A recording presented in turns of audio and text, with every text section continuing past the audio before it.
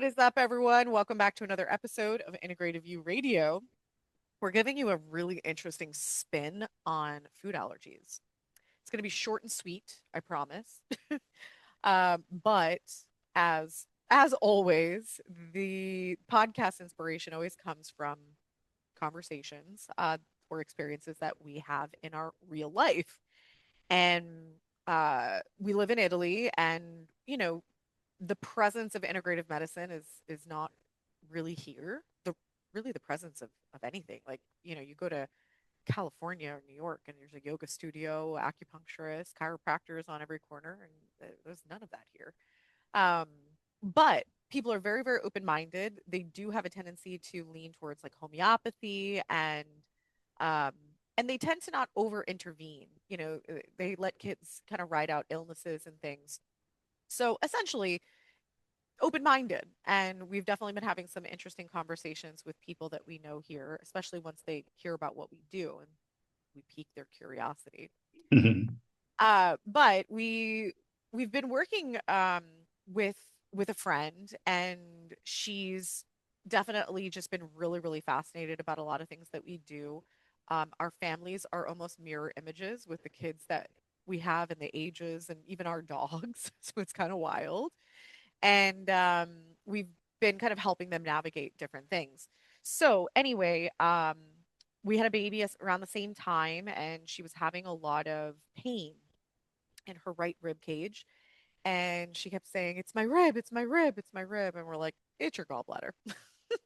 And after like, I don't know how many times, how many days, weeks, she's like, "Oh my God, what are you talking about? What is happening with my gallbladder?" And we started to kind of explain, physically what happens post pregnancy. It is actually very common that there's a stagnancy of bile that can build up in the gallbladder post pregnancy. It's called intrahepatic cholestasis. This is something that I saw many times working with women postpartum through the practice. So one, there is due to changes in hormones, this is something that can happen. But your gallbladder also plays a role psychosomatically in holding on to anger and bitterness. And so as we got more acquainted with this individual, there were some family dynamics that were uncovered that were a core root or root cause of this bitterness, anger that still existed to this day. And I was kind of advising on, okay, here's a couple things that we can do to help your gallbladder. And physically, one, dietary wise, let's try to cut down on some saturated fats. And she was like, as an Italian, like, what? What does that mean? And I just said, trying not to overdo too much milk, panna fresca, which is like cream, burro, butter, etc. And she's like, "Oh, I haven't been able to drink milk since I was a kid." I was like, "Oh, interesting." I was like, "But you're okay with cream? You're okay with cheese? You're okay with ice cream?" She's like, "Yeah, I can eat all of those things." Like, okay, that doesn't make sense. So that's kind of what I'm bringing you here in this podcast. There are sometimes you yourself, your kids, your friends that have food allergies, food sensitivities, food intolerances. Let's put them all in the same bucket that don't make sense. So you have an issue with beef, but you're fine with all other proteins. You have an issue with shrimp, but you're fine with all other shellfish. You have an issue with milk, but you can eat ice cream. Like it doesn't make a ton of sense. It doesn't make a sense from the molecular makeup of the food. It doesn't make sense for how the Why are you laughing? He goes, it doesn't make a sense. It doesn't make a sense. It doesn't make a sense. I'm sorry. I try to hold it back. I'm like, she didn't even know she said it. Hey, It doesn't Mario. it doesn't make a sense. So hey, mamma Oh mia. my God, Mama me. I can't. Okay. So yes, it doesn't make a sense. When it doesn't make a sense, look at the mind. Don't look at the body, look at the mind. Make a See, sense. you look at the cervello, the brain.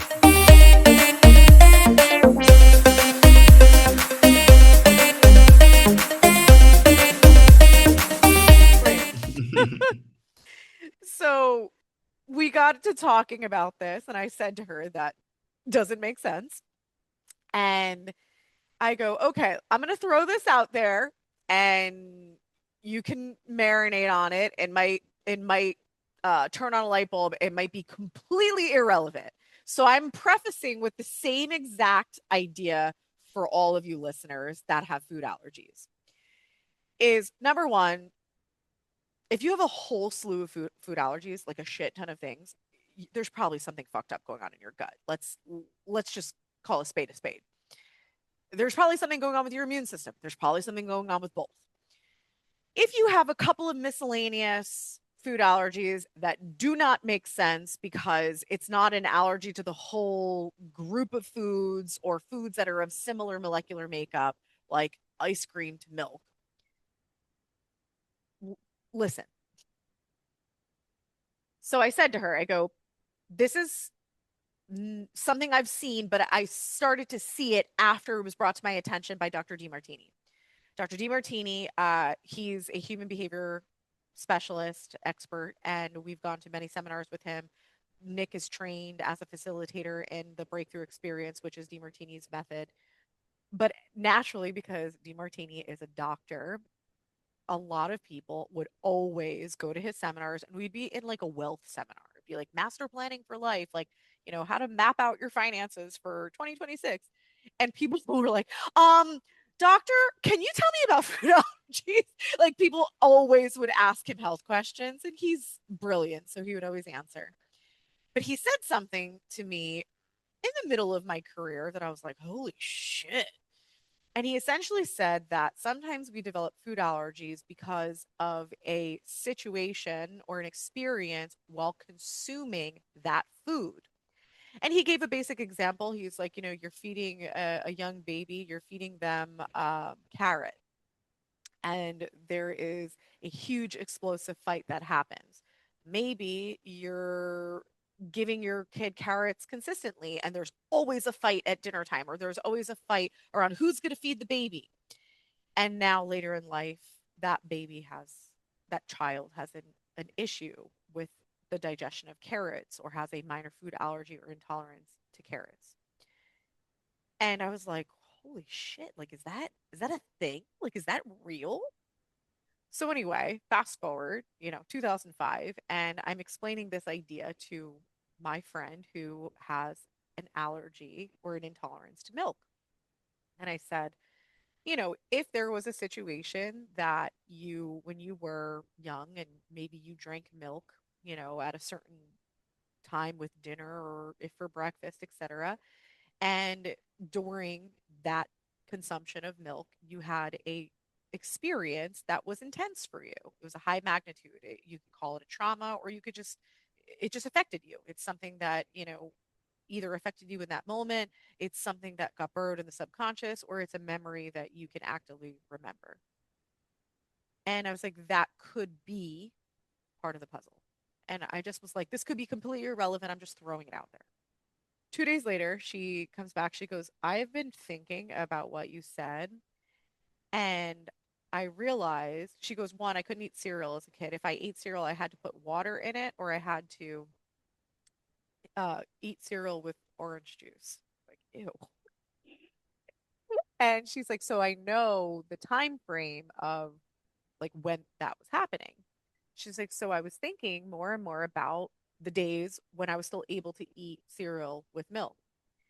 She's like, and it was right around 5 years old that I could no longer consume milk with my cereal. And she's like, and I remembered that I heard something. I walked into my parents' bedroom, and my dad was holding my mom up against the closet by her neck because they had a blowout fight. And she goes, I am almost positive that's the exact time frame that I was. Oh, she goes, and it was at night. I always had a glass of milk right before bed. I got out of bed because I heard the noise, and I went, and that was what I saw. And she's like, I think it was the exact same time frame that I could no longer drink milk. Like, holy shit. like doesn't always work out that way when I, say things like this. And she's like, I literally like, she's like, intuitively, I know there is a strong correlation to that experience and the onset of not being able to drink milk anymore. But it shows the brilliance of how the human body stores information that we're not even conscious about. Because the body stores the imbalances of the mind. Hence, if you haven't listened to our previous podcast, we talk a lot about how the spirit guides the mind and the mind dictates the body. So the body holds all of the imbalances from our perceptions, from our consciousness. If our consciousness perceives something as balanced, then that actually transcends up to our superconsciousness. But when it is imbalanced, then that stress response drops down to our subconsciousness. And that is the programming that our body stores, that our subconscious uses. So then, it's like working with this individual, you could, it's kind of like a newer thing to you, but you don't always know what I do with people. But it's like, this happens, and, in this instance, could be a reaction to overly masculine energy, because health is a balance of masculine and feminine.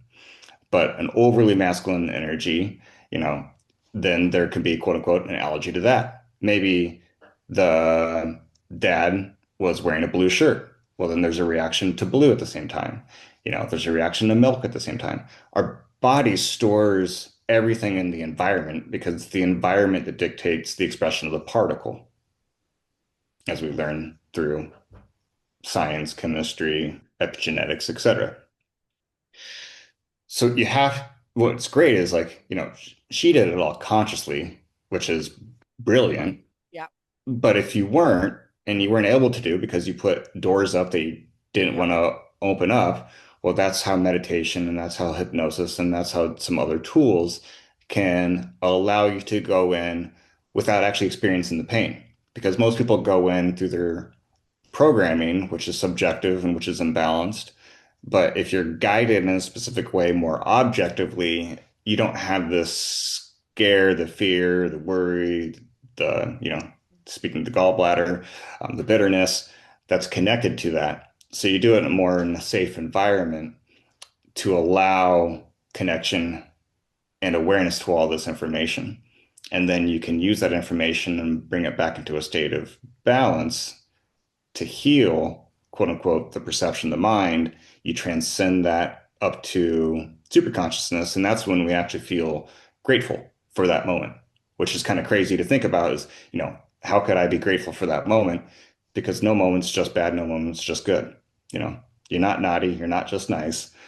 We're every single trait. We can see where we've actually demonstrated and held done a very similar thing, Hmm. just a different format. Oh, I've never done that. Yep. It's like you probably hit a dog, probably disciplined a dog. You probably, I've taken an animal's life hunting. Like we've all done different things, but we just have been taught that this form's bad and this form's good, which Yep. isn't really true. It's that good and bad is based off of one's values, what's important to them, Or what they've which everybody, been yeah, told is their values. true, which might not even be true. So it's just the body's like in allergies, it's an allergy for the most part on the mental aspect is connected to an unresolved issue. Of course, there's allergies where the body's going to be affected to toxins and chemicals and these things.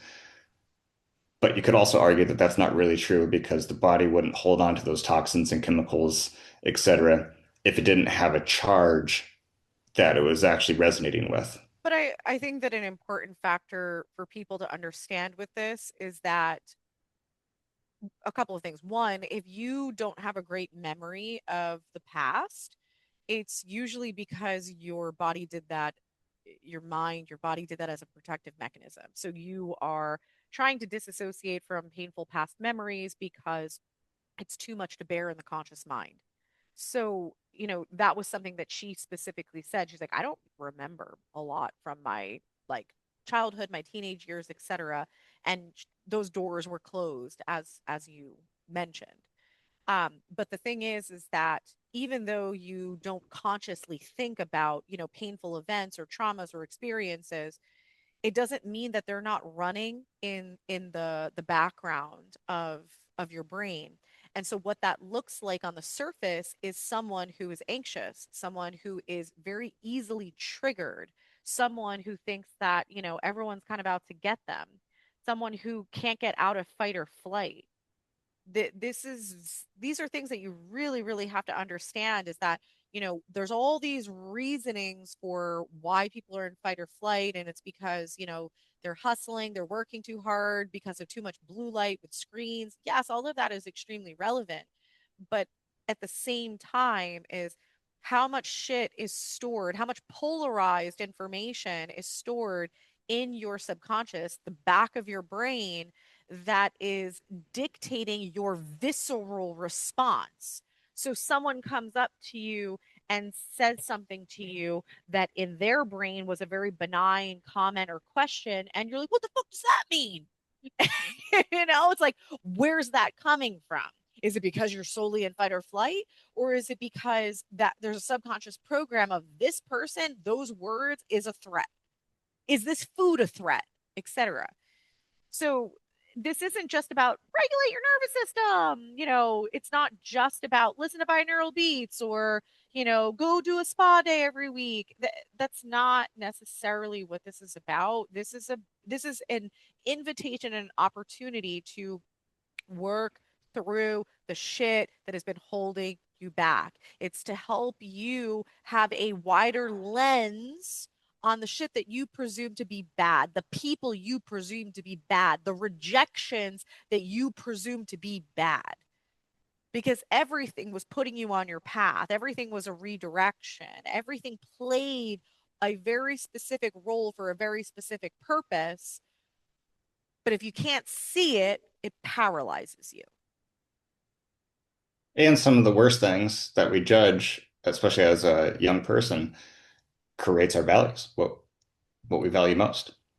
Yes. Um, so it's So this is your new perspective on your food allergies. So I'm going to recap quickly.